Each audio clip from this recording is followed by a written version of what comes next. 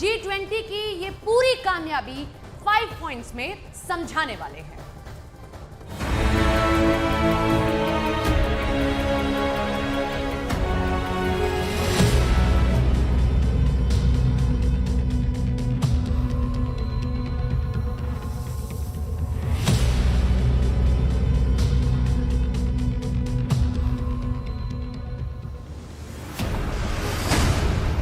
G20 के पहले सत्र में मोदी।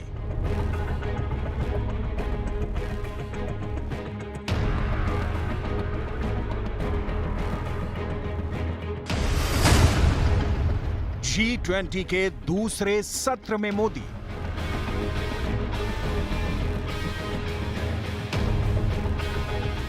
G20 के तीसरे सत्र में मोदी।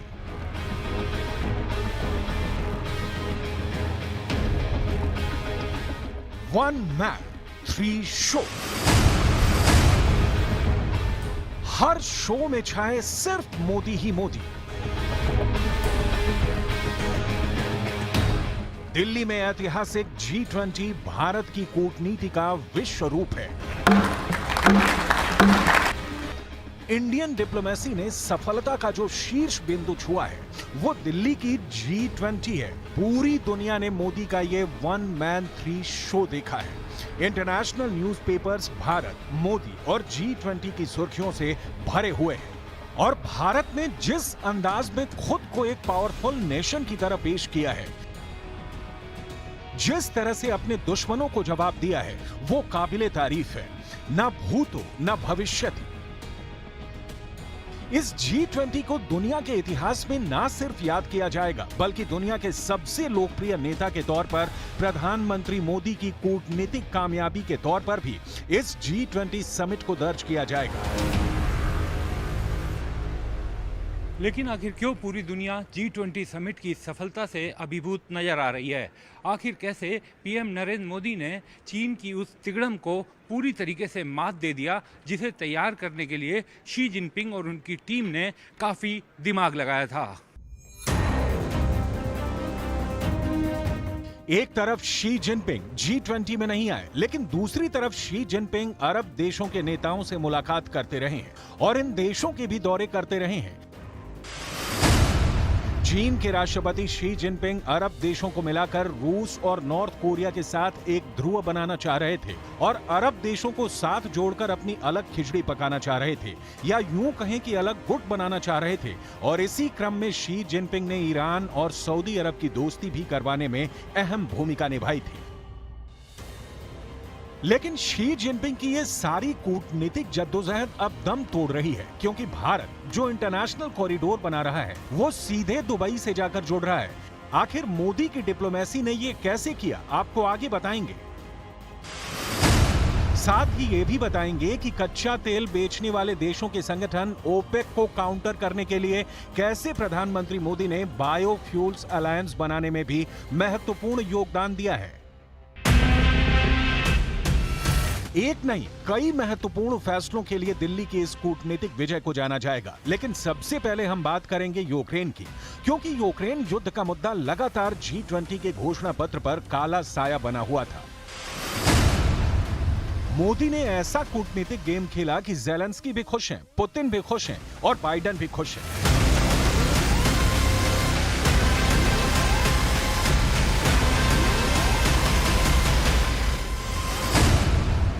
एक तरफ रूस और चीन अड़े हुए थे कि G20 के फाइनल घोषणा पत्र में ऐसा कोई जिक्र नहीं हो जिससे नाटो और अमेरिका को लाभ मिले।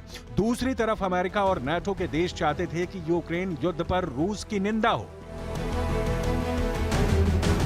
लेकिन यहीं पर प्रधानमंत्री नरेंद्र मोदी की कूटनीति का पर्सनल टच काम आया। कैसे मोदी ने सारे कयासों को गलत ठहराते हुए सभी देशों के बीच सहमति स्थापित की और संतुलन बनाया, हम आपको बाद में बताएंगे। लेकिन सबसे पहले सुनिए प्रधानमंत्री मोदी का ये बयान। अभी एक खुशखबरी मिली है, हमारी टीम्स के हार्डवर्क से और आप सभी के सहयोग से नई Delhi G20 leaders summit declaration पर सहमति बनी है।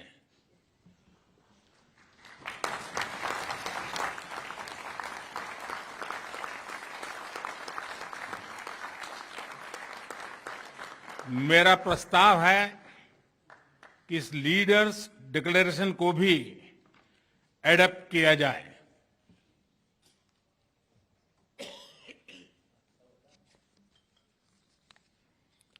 मैं इस डिक्लेरेशन को एडप्ट करने की घोषणा करता हूं।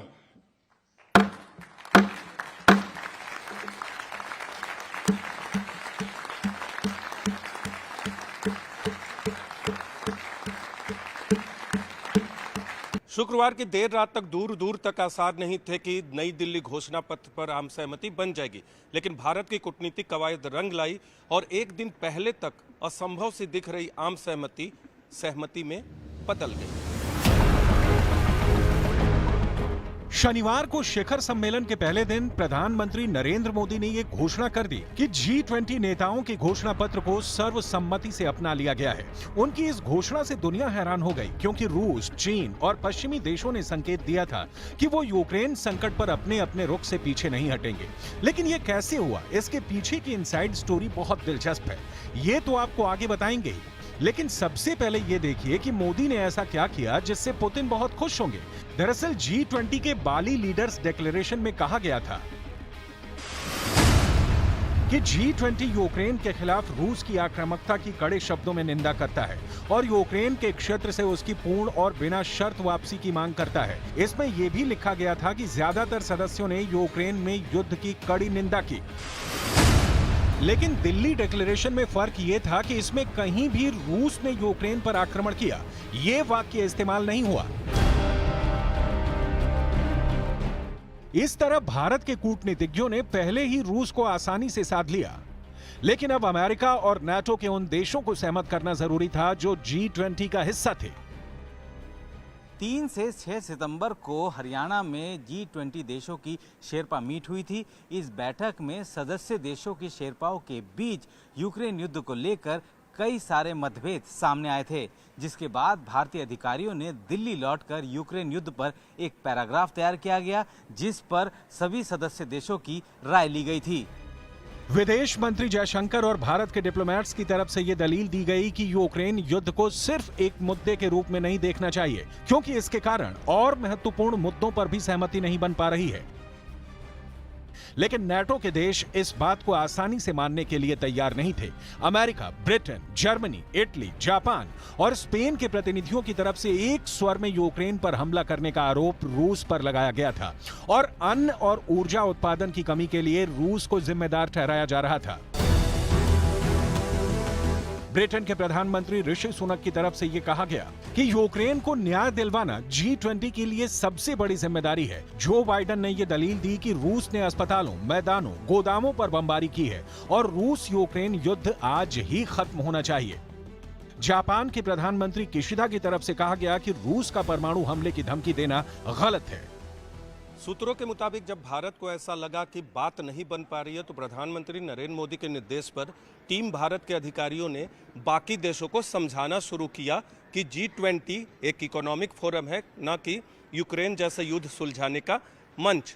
इसके बाद भारत की दलील पर इंडोनेशिया, ब्राजील और दक्षिण अफ्रीका ने पुरजोर समर्थन किया और फिर जाकर बाकी देश भी संयुक्त घोषणा पत्र पर राजी हुए।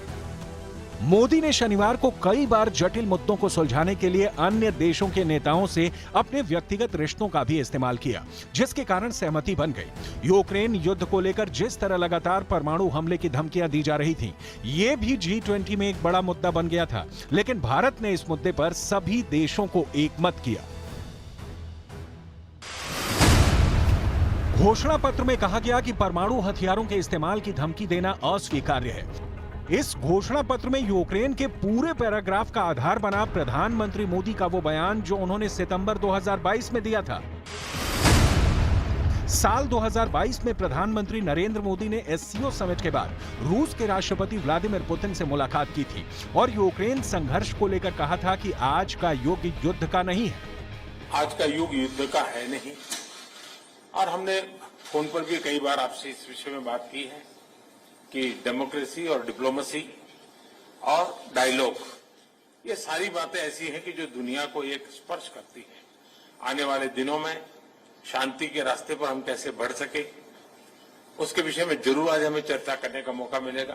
प्रधानमंत्री नरेंद्र मोदी ने पुतिन को संकेत करके जो बात कही थी, वो बात पूरी दुनिया की हेडलाइंस बन गई थी। दुनिया का कोई भी ऐसा बड़ा अखबार नहीं रहा होगा जिसने प्रधानमंत्री के इस बयान को प्रकाशित ना किया हो और यूक्रेन युद्ध पर भारत के स्टैंड की तारीफ ना की हो। राजघाट में महात्मा गांधी की समाधि स्थल पर भी G20 के देशों के राष्ट्राध्यक्ष पहुंचे। इसमें तुर्की के राष्ट्रपति तैयब एर्दोगान भी शामिल थे, जो सिर्फ इस्लामिक देश होने की वजह से पाकिस्तान का समर्थन कर रहे हैं। प्रधानमंत्री मोदी ने न सिर्फ तैयब एर्दोगान को खादी भेंट की, बल्कि उनको ये भी समझाया कि आखिर सत्य और अहिंसा के सिद्धांत क्या होते हैं और कैसे गांधी के विचार विश्व की शांति के लिए आवश्यक है। महात्मा गांधी के भजन के बीच सभी ने बापू को श्रद्धांजलि भी दी।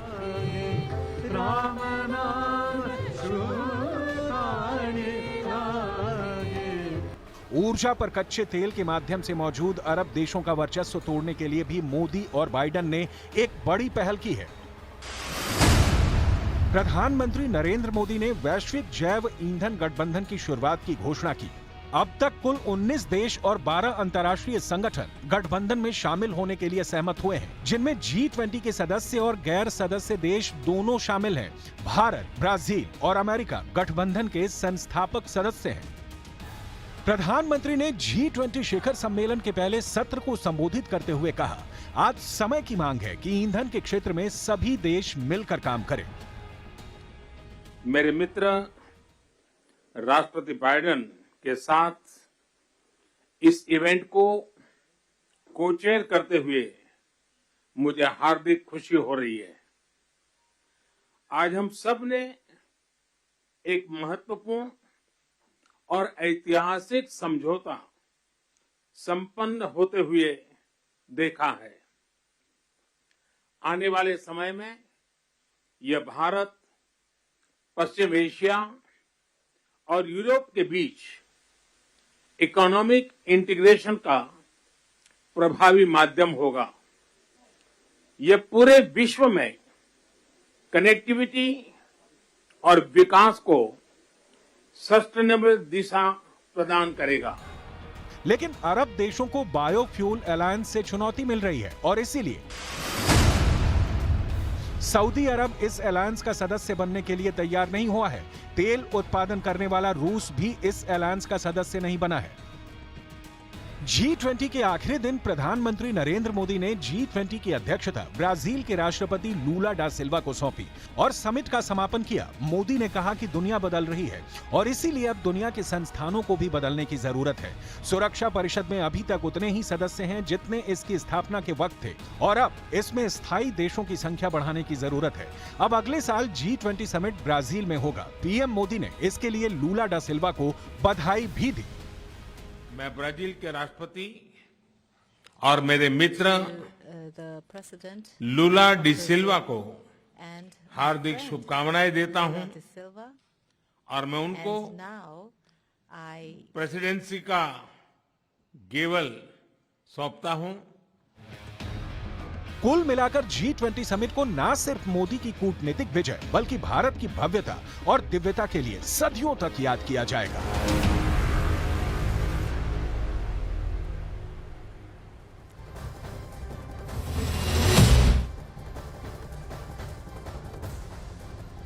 भारत ने G20 में कई मायनों में इतिहास रच दिया है। जिस चीन को लग रहा था कि शी जिनपिंग ही G20 का भविष्य तय करेंगे, उस चीन को भारत ने चारों खाने चित कर दिया है।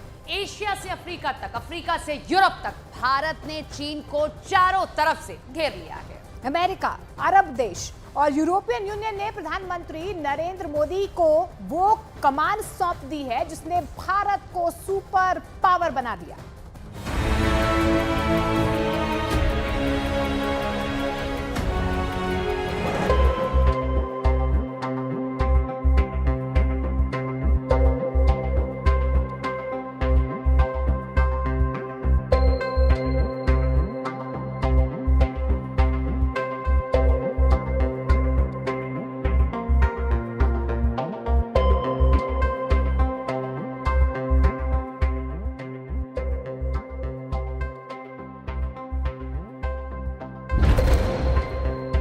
Game changer Modi, India middle east corridor.